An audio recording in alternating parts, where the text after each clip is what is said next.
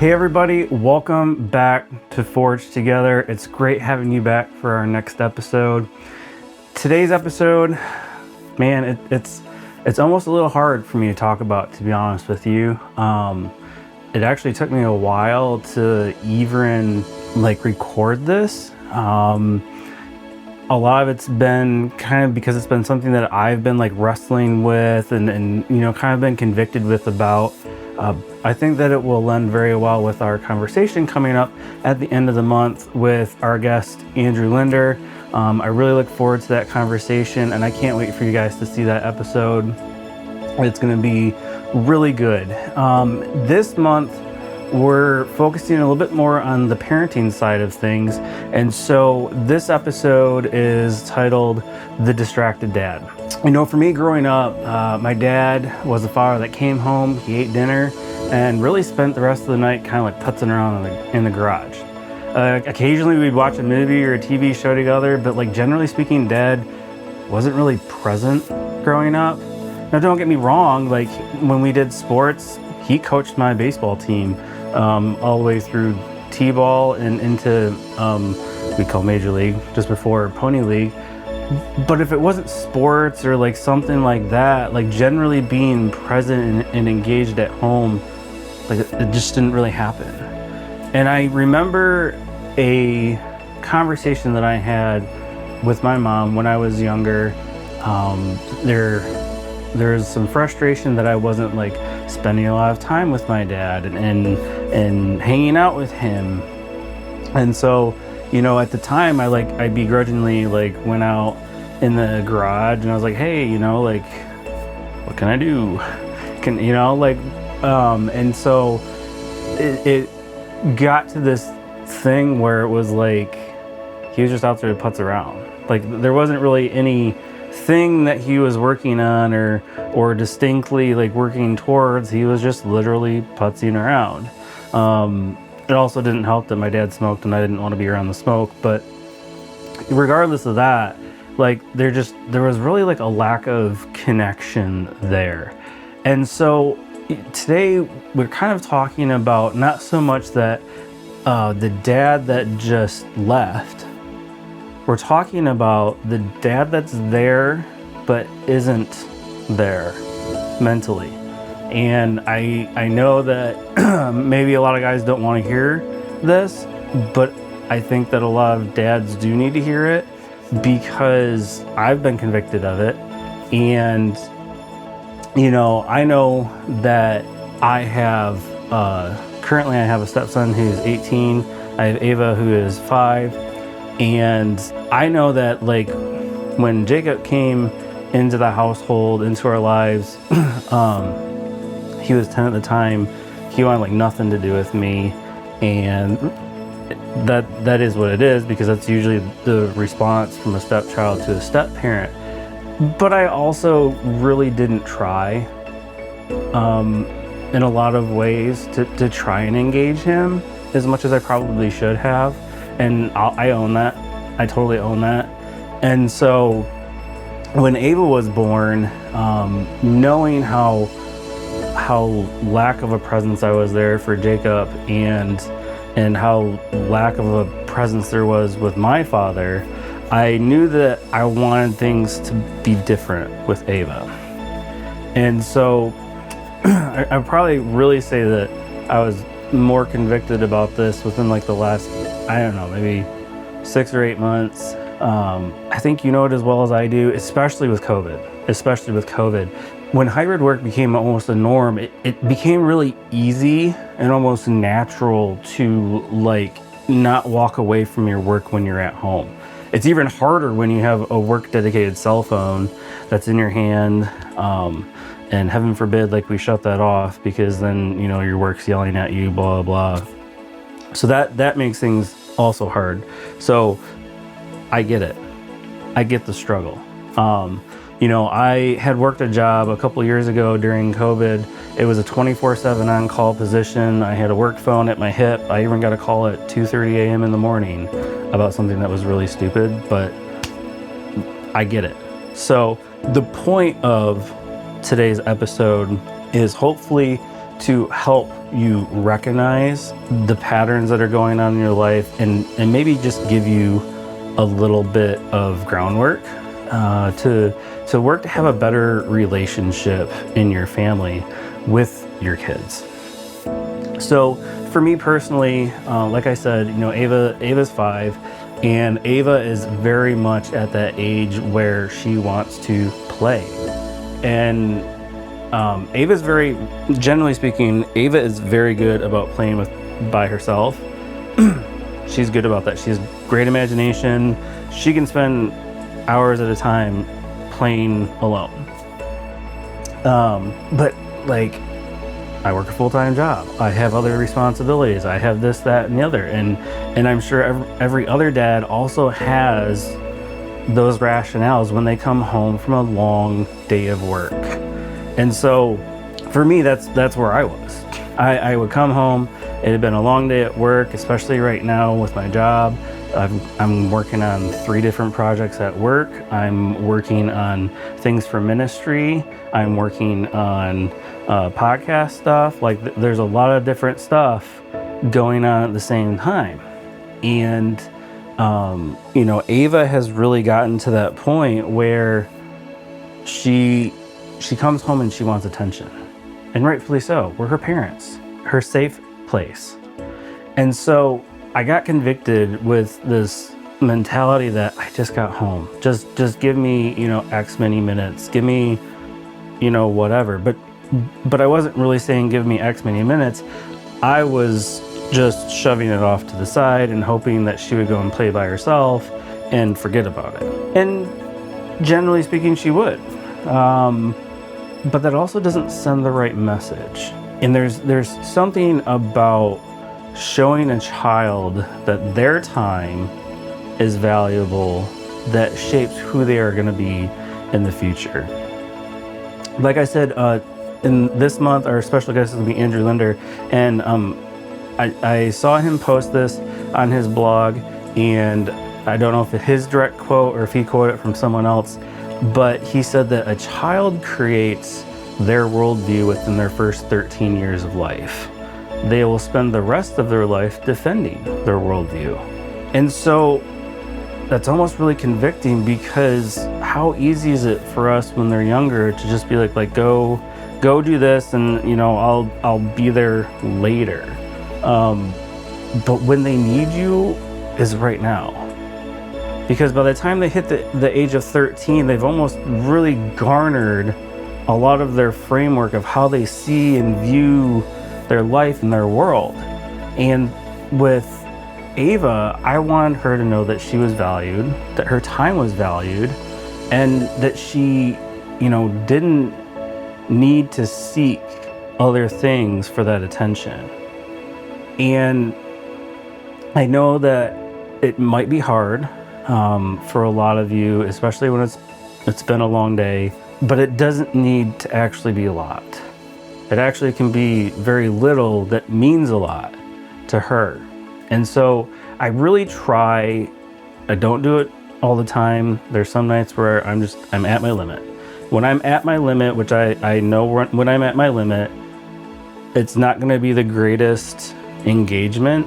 I might be snappy. I might be disengaged. So maybe I really do need 10, 15, 20 minutes to try and let it go and get back into home mode. Maybe that's a thing. But you can't use it as a crutch all the time.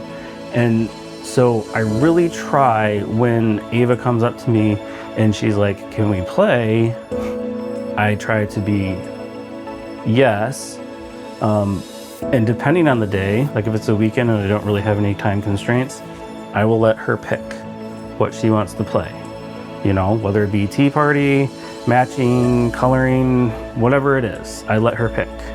If it's a weeknight where I get home after a long day of work, I have to cook dinner, and then I need to work on ministry stuff, I need to work on podcast stuff, I have to work on this other stuff to hopefully have time to have a Sabbath on the weekend.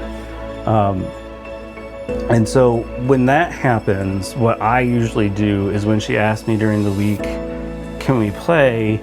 I will say yes, but it's going to be like this or that. Like I give her options, and I try to frame it. I try to make sure that she understands that I'm dropping everything to spend time with you, but it needs to be a window because I still have responsibilities, and it's also a school night. So she usually goes to bed, more earlier during the week than she does at night or on the weekend. So that's one of the things that I have tried to implement in my time and with Ava. One of the things that I said is that like the distracted dad isn't the missing dad. He's divided. Growing up, we didn't have cell phones and internet like we do today, and arguably distractions present today are exponentially more than they were back in the 1980s. Distraction is not just phones, it's fractured attention. Like I said, we have work, news, entertainment, and the scrolling on your phone, all competing for the authority and our attention and what's going on in our lives. I know that internally I use distractions to disengage from stress and the turmoil of the day, but it's too easy to get in the path of where you say just one little look on Facebook and the next thing you know, you scrolled through 50 cats and cars and comedy shows. And it's time for the kids to go to bed. What we give our attention to is what we are being formed by. Think about this. The average American spends 7 hours and 3 minutes per day on screens per Nielsen Total Audience Report. Adult men, on average, over 4 hours a day on mobile devices outside of work by Data Reportal and Pew Synthesis. Fathers today spend about 8 hours per week with their children, more than the 1960s, yes, but studies show perceived presence and emotional engagement have declined by Pew Research Center. And then you have 70% of children report feeling their parents are distracted by phones during conversations.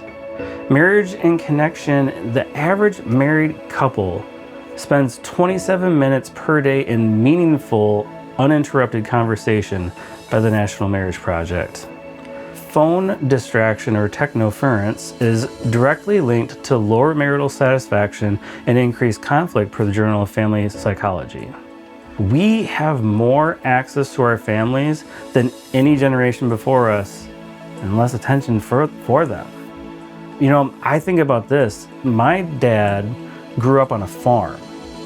His brothers and everyone, they did their chores. Dad was out working the fields and the cattle and things like that. They would work late hours and come back, and they didn't really have a lot of time with their families. And then you have like my generation. I'm kind of like in the middle of millennial and Gen X, whatever. They call you the porch light kids. Like you leave the house and you didn't come back until the porch light was on. You played with your friends. Again, like we're not really there. We don't have a lot of presence in front of our families. But now more than ever, I see more fracture, or maybe more distance in relationships that we have, like externally, and so the families are spending more time at home, which isn't necessarily a bad thing, but it's not quality time. We're not necessarily engaging with each other, we're engaging with electronic devices. Distraction isn't neutral. It disciples our hearts and teaches our children what matters. Children experience distraction as rejection. Wives experience distraction as emotional abandonment. And fathers lose moral authority when presence is inconsistent. And I don't try to make everything, biblical and godly. I like to make everything really accessible to everyone that wants to watch this podcast. But I do want to throw this out there for the individuals that share the same faith that I do, in that Deuteronomy 6:6-7, God assumes fathers are with their children. They're sitting, they're walking, they're living. Formation happens in ordinary moments, not special events. And God calls us to be engaged, not passive in our leadership, per Ephesians 6:4. You cannot disciple and discipline from a distance. Discipline and instruction require relationships, not just reminders. One of the things that Ava learns best isn't just being told no, it's being shown why. And so, when we have to discipline her, just telling her no or putting her in timeout or any of those things, it's a short-lived victory, I guess you could call it for us, but she doesn't really learn what she did wrong. It's through the relationship and the explaining and the discipling, that's how she learns what she did wrong. One of the things that I struggle a lot with is if we're never available, our children learn that God's not here close, he's distant. And to this day, I struggle with the concept of a close, intimate God that wants my attention and wants to spend time with me because of how I grew up.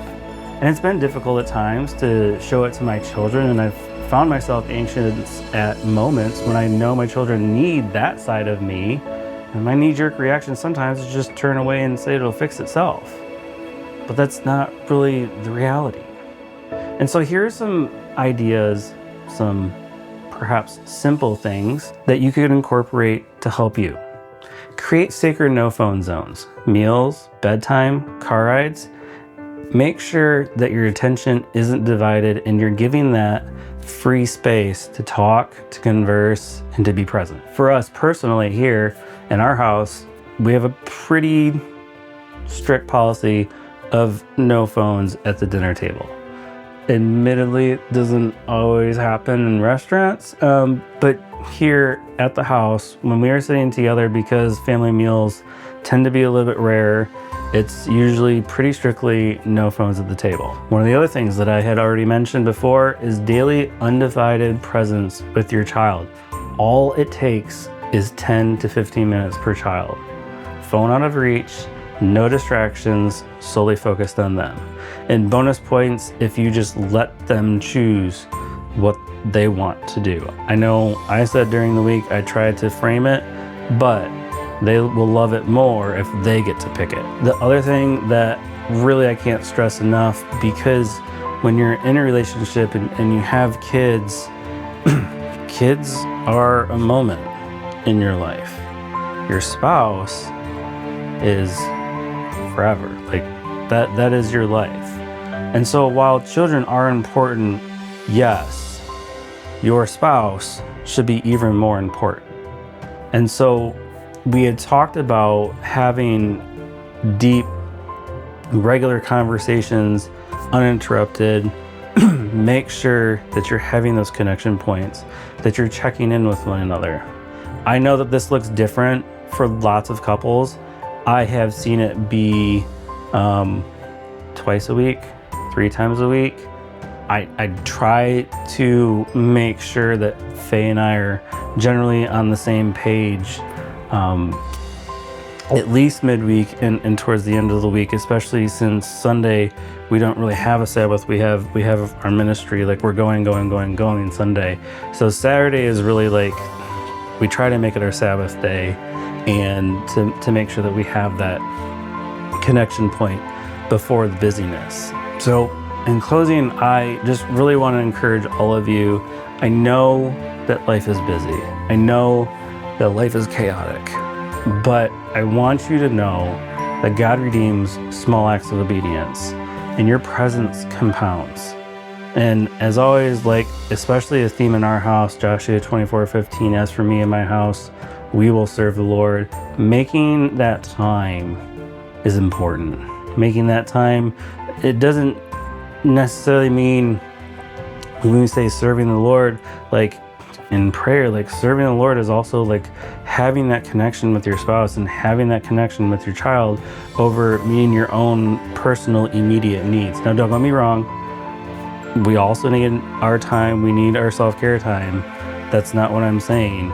I'm saying that like we need to double check and make sure that the spouse and the children are equally is taken care of. Your kids won't remember every word you said. Lord knows I don't remember everything from my childhood. But they'll remember if you were there. Like I said, I remember my dad teaching my sporting events. I remember my dad teaching me how to shoot a gun. I remember those things, right? I remember those moments. And so being present like he was in those moments are the things that I remember. I don't remember the day-to-day because he regularly wasn't there. So just remember that it doesn't take a lot, it just takes a little. And as always, I can't thank you enough for joining us this week. If you like this content and if you enjoy our conversations, please be sure to like and subscribe. Go check us out on Facebook, YouTube, and Spotify. We've got connections on all of those. And again, at the end of this month, we will have Andrew Linder as our special guest. I really look forward to that conversation as we talk about parenting and the generation of AI.